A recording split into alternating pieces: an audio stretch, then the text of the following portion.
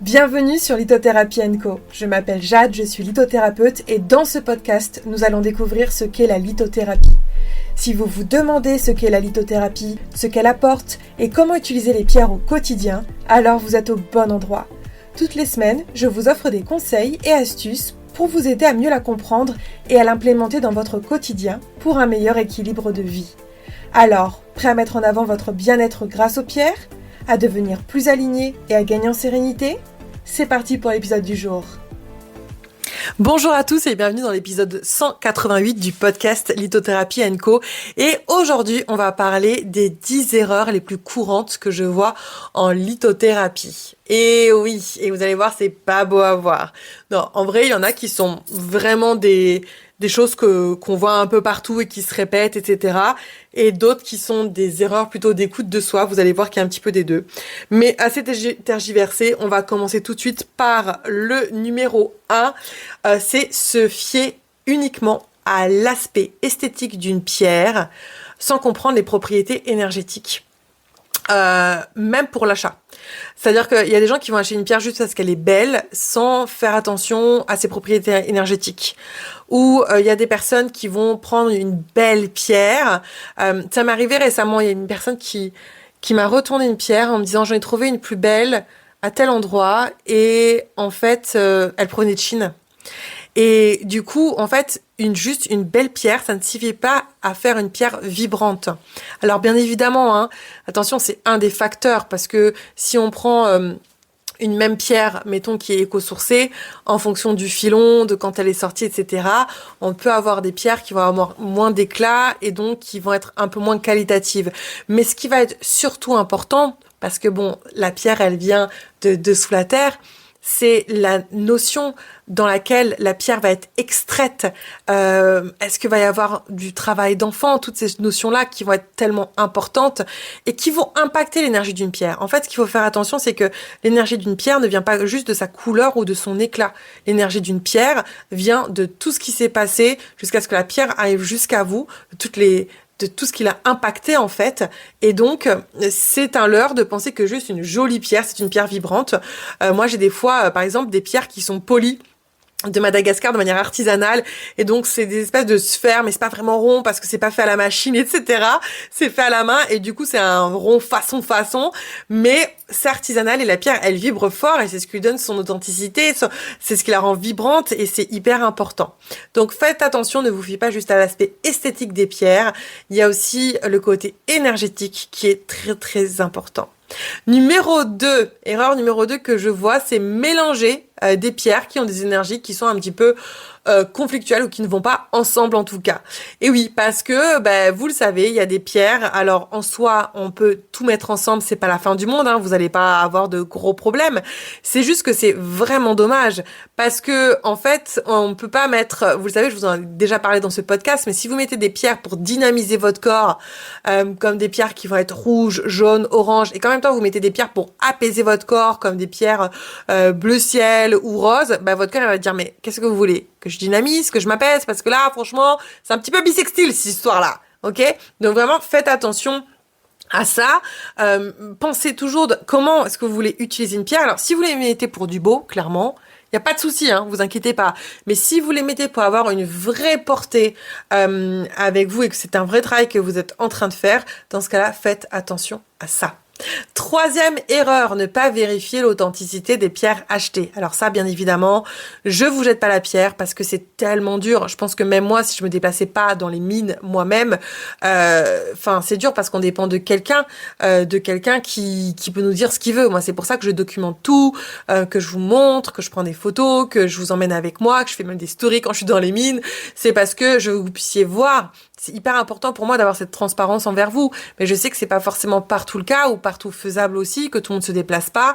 Et grosso modo, c'est soit vous avez trouvé quelqu'un de confiance avec qui la collaboration c'est fluide, c'est facile, et en fait c'est bon. Mais vous pouvez aussi tomber sur des personnes qui des fois vont vous dire des bêtises et des fois ils vont vous le dire parce que vraiment ils savent pas etc.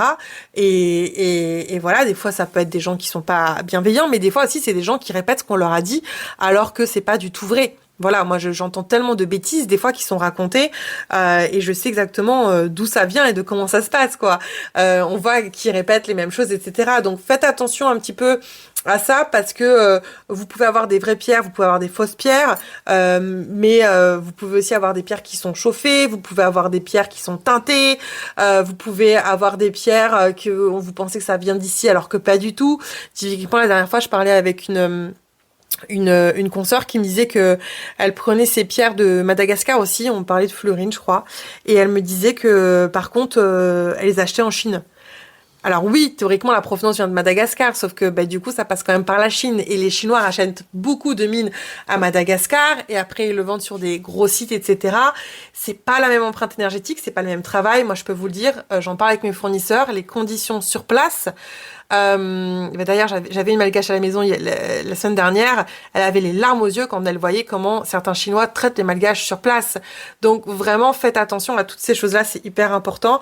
Je suis pas là pour faire pleurer dans les chaumières, mais si un jour vous voulez que je vous parle vraiment de comment ça se passe dans les mines, dans certaines mines en tout cas, envoyez-moi un message, je pourrais vous faire un espèce de podcast dessus.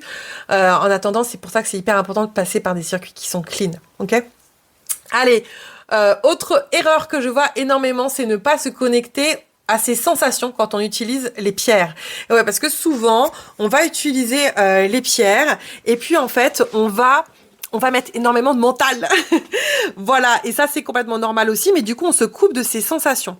Et donc ça nous empêche de vraiment avoir les bienfaits de la pierre et de se dire est-ce qu'elle marche pas, on va pas vraiment s'en rendre compte parce que on va être dans son mental qui tourne en boucle. Et donc une des erreurs, c'est de pas se préparer à utiliser la pierre. C'est-à-dire qu'on pense qu'on va juste prendre la pierre et puis pouf, ça se fait.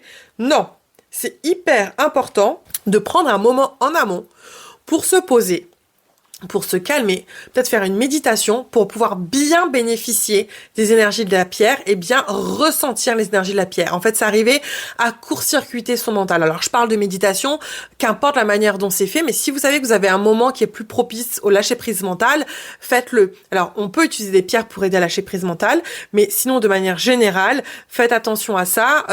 Si on rend du boulot, qu'on prend une pierre et qu'on essaie d'avoir des sensations, ça va pas marcher. Il faut vraiment créer un espèce de contexte autour, c'est important de laisser la place à la pierre d'exercer, ok ? Autre erreur que je vois, considérer les pierres comme une solution miracle sans travail personnel. Ça, c'est aussi quelque chose que je vois énormément, c'est-à-dire qu'on va se dire, je travaille avec une pierre, du coup, j'ai rien à faire derrière. Ben non, en fait. La pierre, elle travaille en synergie avec tout le reste. Souvent, la pierre, c'est comme une clé qui va ouvrir une porte, faire sortir des choses. Mais derrière, en fait, il faut pouvoir travailler sur ces choses-là. C'est pas, je travaille sur la pierre et puis pouf, ça va tout marcher d'un coup. Non. Il y a du travail derrière à faire, de nettoyage, de journaling. Peut-être des fois ça va vous déclencher des choses, vous allez avoir besoin d'aller voir un psy ou faire de l'hypnose ou nettoyer. Mais en tout cas, la pierre toute seule ne va pas forcément suffire. Ça va être hyper important que vous puissiez gérer ce qui sort en travaillant avec la pierre. Et ça, souvent, c'est trop négligé. Donc c'est très très important de pas voir la pierre déjà comme une solution miracle. C'est juste un outil complémentaire qui vient créer une synergie puissante qui vous permet d'aller plus vite, plus loin, plus fort. Mais toute seule, elle ne suffit pas. Elle ne remplace pas, bien évidemment, toute la partie aussi physique. Vous savez que moi, j'utilise beaucoup de manière psycho-émotionnelle et énergétique. Et ça, c'est hyper important. Autre erreur que je vois, négliger l'entretien de l'espace où les pierres sont utilisées et son espace à soi. C'est-à-dire que souvent, on a déjà parlé tout à l'heure, donc je vous ai dit des différents espaces, mais ce qui va être important, c'est que oui, il y a le lâcher-prise mental, comme je vous disais tout à l'heure, mais il y a aussi vous. Si vous rentrez d'une journée de boulot, en fait, où est-ce que vous méditez avec votre pierre? Est-ce que vous avez nettoyé, vous, votre énergie? Est-ce que vous avez pris une douche ou vous avez fait une petite purification au Palo Santo d'abord? Est-ce que vous l'utilisez dans une pièce qui est clean aussi? Parce que c'est cool de nettoyer, de purifier, de recharger sa pierre tout le temps. Mais si vous purifiez votre pierre pour pas qu'elle soit cracra, mais que vous ne purifiez pas, vous, avant de l'utiliser ou vos espaces, dans ce cas-là, c'est du travail à moitié fait. Donc, comme tout à l'heure, je vous disais, pensez à lâcher prise par rapport au mental, pensez aussi à purifier tout votre espace énergétique personnel et l'espace vraiment physique dans lequel vous vous tenez quand vous utilisez la pierre. C'est ultra important et on le fait pas assez. Ok. Autre erreur que je vois, ne pas documenter ses expériences avec les pierres. C'est tellement important de faire attention à bien conscientiser les choses. C'est-à-dire que quand on utilise une pierre et qu'on fait un travail avec elle, il faut se poser après, avoir un petit journal incarné, un stylo et noter ce qui s'est passé avec elle. Pourquoi ? Parce qu'on a tendance à oublier. Et finalement, quand on va travailler avec la pierre pendant un mois, quand on va regarder en arrière tout ce qu'on a écrit, il y a des choses qui vont popper, ressortir et c'est ultra important. Et donc, venir documenter ça, c'est essentiel pour vous, pour votre travail. Déjà, le fait de l'écrire, de le conscientiser, de mettre des mots dessus, c'est aussi un travail en soi, mais ça vous permet vraiment de conscientiser derrière, de voir vos évolutions, d'ajuster vos pratiques, etc., etc. Donc ça, c'est vraiment pour moi un essentiel. D'ailleurs, vous le savez, je vous dis tout le temps de prendre un journal et d'écrire, c'est hyper important. Autre erreur que je vois, se fier uniquement aux conseils trouvés sur Internet sans vérifier leur crédibilité. Oui. Et alors sur Internet, ce qui est très drôle, c'est que souvent il y a une personne qui va dire quelque chose et après on va le retrouver partout. Voilà. Là, par exemple, il y a de plus en plus de personnes qui utilisent ChatGPT. Alors c'était très drôle parce que sur Ostara, je me suis renseignée et ChatGPT conseillait l'aventure inverse. Ce qui pour moi n'a absolument pas forcément de lien avec Ostara. Et ben vous allez voir le nombre de personnes qui ont parlé d'aventure inverse pour le printemps, c'était juste incroyable. Tout ça parce que ChatGPT a trouvé l'information quelque part et l'a donnée à plein d'autres personnes qui l'ont remise. Mais ça, maintenant c'est avec ChatGPT, mais même sur Internet, les gens vont prendre ce que disent une personne et on va le retrouver partout. Attention, ne vous fiez pas aux conseils trouvés sur Internet sans vérifier. Typiquement, moi je vois certaines choses. Par exemple, avec l'améthyste en pierre de sommeil.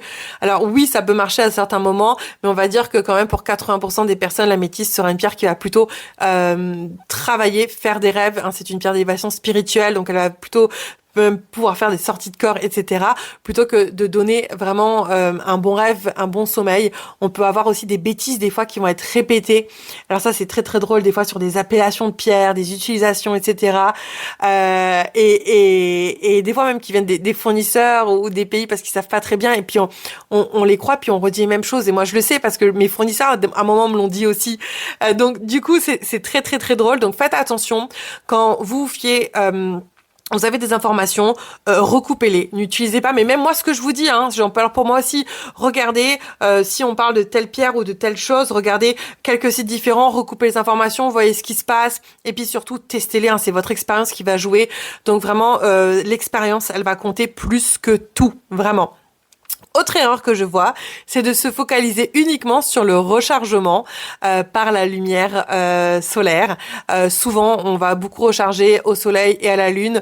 Bon, ça, vous savez déjà mon opinion dessus. Je vais pas le remettre dessus, mais ce qui m'embête beaucoup, c'est surtout le rechargement à la lumière solaire, parce qu'il y a beaucoup de risques. Il y a beaucoup de risques. Il y a des pierres qui peuvent être vraiment altérées. Il y a des pierres qui ne vont pas du tout au soleil. Donc vraiment privilégier une lumière qui est très douce le matin ou lumière indirecte, mais faites attention parce que souvent, moi j'ai des messages de personnes qui me disent ouais, bah du coup j'ai cette pierre là qui va, voilà, j'ai mon quartz rose qui est devenu tout blanc ou tout gris. Ben oui, mais on peut plus le rattraper derrière, c'est impossible. Donc vraiment faites attention à ça, c'est très important. Ok. Et puis le dernier, je crois que c'est le 10e erreur du coup maintenant.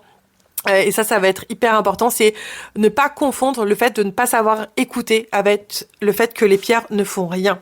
Souvent, on va me dire « Ah, les pierres font pas grand-chose » ou « Elle a pas marché, etc. » Alors qu'en fait, c'est juste que la personne ne sait pas encore reconnaître ses propres sensations. Et ça, je vous en veux pas parce que je sais que moi, il m'arrive exactement la même chose et c'est l'endométriose qui m'a permis d'apprendre à me connaître. C'est-à-dire que quand j'ai eu l'endométriose, j'ai appris à écouter mon corps, enfin.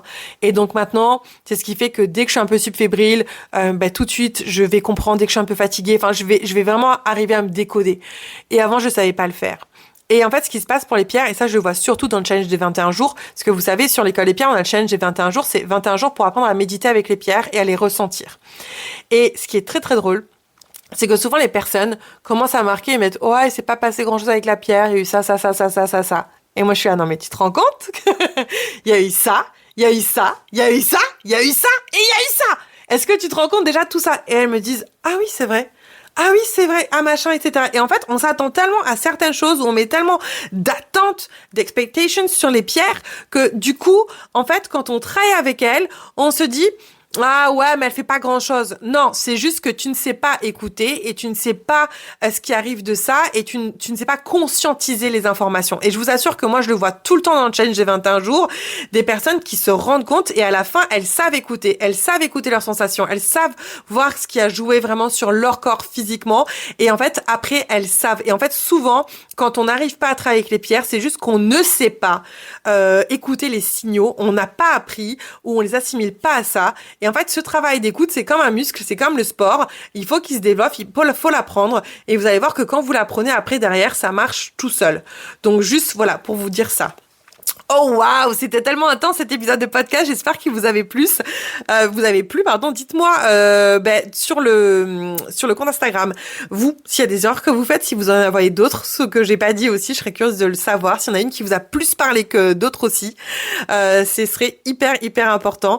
En tout cas, moi je vous fais plein de gros bisous d'amour et je vous dis à très vite, à la semaine prochaine pour un nouvel épisode. Ciao ciao.